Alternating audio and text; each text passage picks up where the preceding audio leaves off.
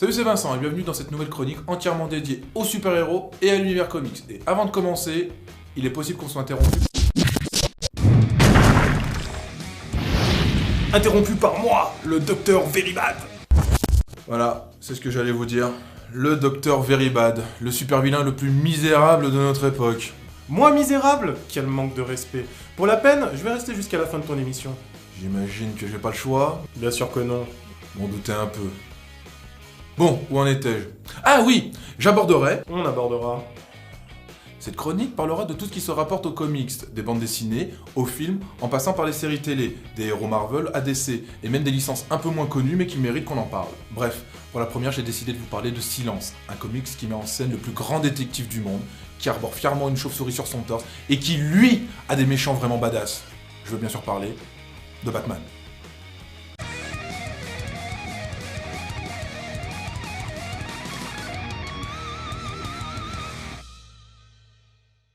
Silence ou Hush dans sa version originale est un comics écrit par Jeff Lubb et dessiné par Jim Lee. Deux super cracks dans le monde de la bande dessinée américaine. On connaît Jeff Lubb pour ses nombreux travaux réalisés autant chez DC que chez Marvel. On lui doit entre autres Batman The Long Halloween, Batman Dark Victory et Hulk Grey. Quant à Jim Lee, il a lui aussi officié chez Marvel et DC. Il rencontrera le succès avec les séries Stormwatch, Gen 13 ou encore Wildcats. J'ai une question. Est-ce qu'un jour tu penses entrer dans le vif du sujet? Vous permettez que je finisse mes explications pour ceux que ça intéresse? T'excites pas, hein. Tu fais ce que tu veux, c'est ton émission après tout. Oh, trop aimable, merci. Donc, je disais, Batman, créé par Bob Kane et Bill Finger, apparaît pour la première fois en 1939 dans le numéro 27 de Detective Comics.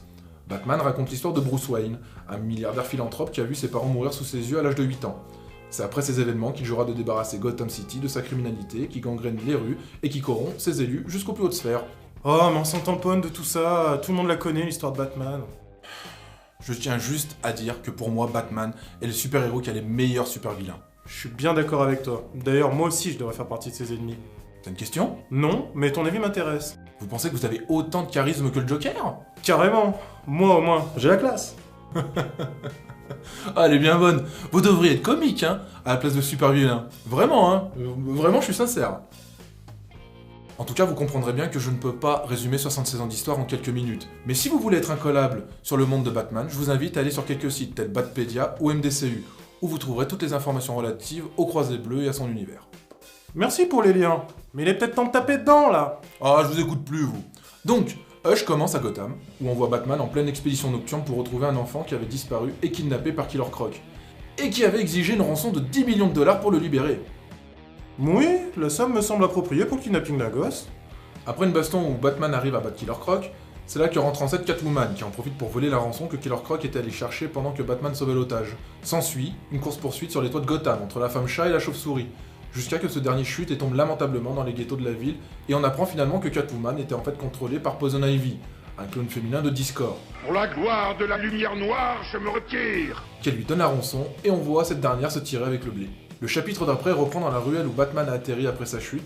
Heureusement, Huntress arrive, met Batman dans la Batmobile qui le ramène au manoir Wayne. À la fin de la page, on voit ce qui est apparemment l'antagoniste de l'histoire, qui est de dos, en impair et recouvert de bandages. C'est une momie. Non, c'est pas une momie. Mais si c'est pas une momie, qu'est-ce que c'est? J'en sais rien, mais c'est pas une momie.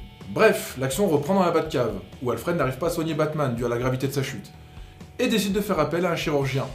Mais c'est sans compter sur ce bon vieux Bruce, qui même dans le coma arrive à communiquer en morse, et demande à son majordome de prendre contact avec son ami d'enfance, Thomas Elliott, devenu neurochirurgien.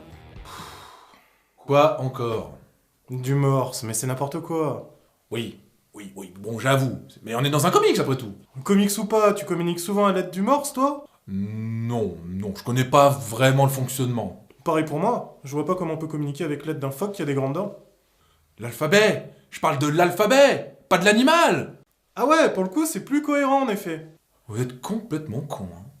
S'ensuit après l'opération de Bruce Wayne par Thomas Elliott, un flashback, une blague pas drôle du Dr Elliott sur la réussite de l'opération, une baston entre Killer Croc et Batman, une discussion entre Alfred et Thomas Elliott que ce dernier appelle Alf, un autre flashback où on apprend que les parents de Thomas a eu un accident où seule sa mère a survécu grâce au père de Bruce, une baston entre Killer, Colombo, Croc et Catwoman, l'arrestation de Croc par Batman et le bisou entre Catwoman et Batman. Une seconde, c'est autorisé ça? Un super-héros peut rouler une pelle à une super-vilaine? Bah, pourquoi ça le serait pas? Bah je sais pas, j'ai toujours cru qu'il y avait un genre de code à respecter, mais continue, fais comme si j'avais rien dit. Ok. Bon, le chapitre suivant se passe à Metropolis, ville où officie Superman, où Bruce Wayne s'y rend officiellement pour affaire, et on découvre que le baiser échangé avec la femme chat le perturbe assez. On le voit y penser souvent, même quand il rencontre par hasard, à l'aéroport, son vieux pote, Thomas Elliott, qui l'a opéré quelques jours auparavant, et qui continue à faire des blagues vraiment pas drôles. Oui, je sais, le hasard fait bien les choses dans le monde des comics. Et oui, je sais aussi que Thomas Elliott est aussi drôle que Kev Adams. C'est pas du tout ce que j'allais dire, mais je suis d'accord. L'histoire continue avec la rencontre de notre héros avec Clark Kent et Lois Lane au Daily Planet. Vous remarquerez que Lois Lane est brune. Brune. Pas rousse ni blonde, mais brune. Mais pourquoi t'insistes là-dessus, toi? T'es fétichiste des cheveux? Non, je fais juste remarquer la couleur de cheveux de Lois Lane. Cette information sera précieuse un jour. Donc, on y apprend que Bruce Wayne est propriétaire du Daily Planet et que Lois et Clark sont mariés. C'est bien gentil d'aller rendre visite à ses potes, mais qu'est-ce que fout Batman à Metropolis? Ben, il mène tout simplement son enquête pour retrouver Poison Discord Ivy, qui a pris la poudre d'escampette avec l'argent que Catwoman avait volé pour elle. Les deux vrais faux amants retrouvent assez facilement la plante verte, et s'ensuit une bagarre entre les deux femmes. C'est à ce moment-là que Poison Ivy sort de son chapeau son arme secrète. Superman. Superman. Superman. Superman. Oui, Superman. Vous aimez prononcer ce mot, vous avez un problème? Alors oui, j'aime l'élocution du mot Superman, mais surtout je me demande, qu'est-ce qu'il fout avec Poison Ivy? Sans trop savoir comment, on voit un Superman complètement sous le charme de Discord Ivy et qui n'hésite pas à attaquer Batman et Catwoman. T'as pas l'impression qu'on nage en pleine facilité scénaristique, là? S'ensuit une course-poursuite entre les deux super-héros où on voit notamment Batman enfiler une bague en kryptonite et mettre une droite à l'homme d'acier qui la sent passer. D'ailleurs, je suis quasi certain que cette scène sera reprise dans le prochain film Batman vs Superman. Bref, sentant qu'il ne pourra pas mettre KO Superman avec une seule pêche, la chauve-souris joue sa dernière carte, qui est de lâcher Lois du haut d'un immeuble, et jouer sur le fait que l'amour de Clark pour Lois est indéfectible, et qu'il ira la sauver malgré qu'il soit hypnotisé.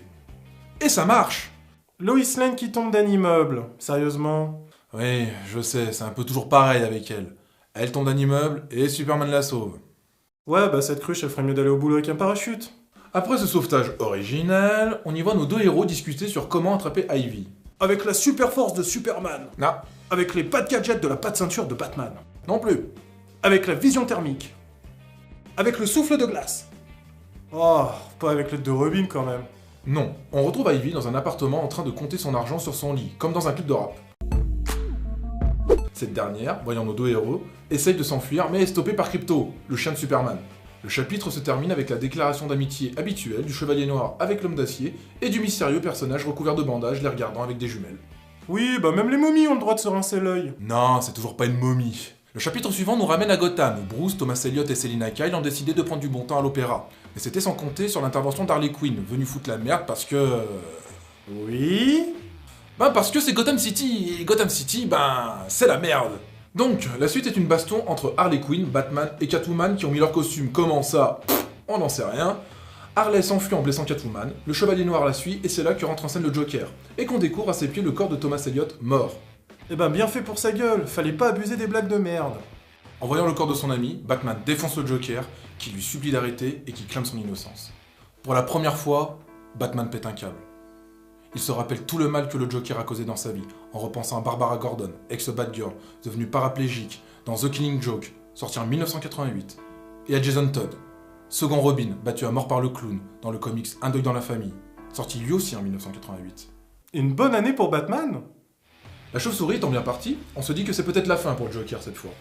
Mais c'était sans compter sur le Navarro de Gotham, le commissaire Gordon, qui arrête Batman juste à temps, en lui disant que s'il tue le clown, il n'hésitera pas à le mettre derrière les barreaux. Le Chevalier Noir, ne voulant pas finir en prison, reprend ses esprits, et tout ça sous les yeux de l'homme en bandage, s'amusant avec une pièce de monnaie.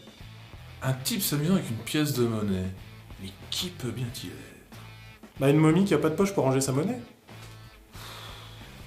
Dans les événements suivants, on y voit entre autres l'enterrement du Dr Elliott, l'arrivée de Nightwing, la capture du Sphinx, l'homme au bandage qui serait double face mais guéri de sa schizophrénie, Batman qui révèle son identité à Catwoman, Lex Luthor à la Maison Blanche, un combat entre Batman et Ra's al Ghul, Huntress devenant à moitié folle à cause du gaz de l'épouvantail. Tout ça pour nous emmener jusqu'à la confrontation entre l'homme au bandage et Batman. Wow. Quoi encore? Mais tu viens pas de nous dire que la momie c'était double face?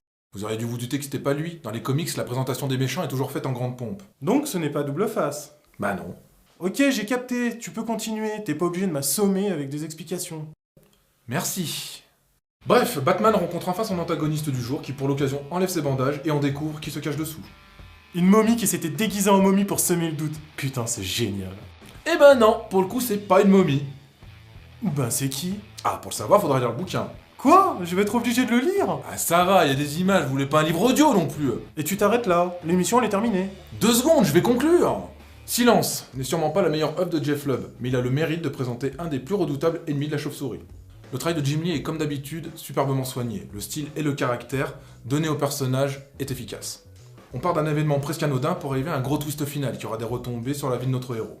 Les fans les plus hardcore regretteront le côté fourre-tout, où on a l'impression que l'auteur a essayé de mettre le plus de personnages possible pour combler les quelques vides d'un scénario des fois un peu tiré par les cheveux. Il n'empêche que l'histoire reste passionnante et qu'on tourne les pages assez rapidement pour connaître la suite. C'est pour cela que Hush reste une référence et qu'il a aidé à moderniser le Croisé Bleu. Ceux qui connaissent bien l'univers de Batman et qui sont pointilleux ne trouveront peut-être pas leur bonheur, mais pour ceux qui ont envie de s'y mettre, j'ai envie de dire, ce comic c'est fait pour eux. Finalement, le seul souci de Silence, c'est qu'il soit sorti après The Long Halloween et Dark Victory du même auteur. Si vous voulez vous le procurer, il est facilement trouvable sur le net et édité depuis 2013 chez Urban Comics. Avant cela, il était édité chez Panini Comics. Et pour conclure, j'approuve ce comics. Franchement, tu m'as donné envie de le lire ton comics. Et en plus, pour un être intellectuellement inférieur, tu t'en es pas mal sorti. En même temps, de votre avis, j'en ai rien à branler. En tout cas, j'espère que cette chronique vous a plu. N'hésitez pas à venir nous rejoindre sur Facebook, à vous abonner à notre chaîne YouTube. Quant à moi, je vous laisse sur cette question existentielle qui est: quel est le plus badass des deux? Batman ou Superman?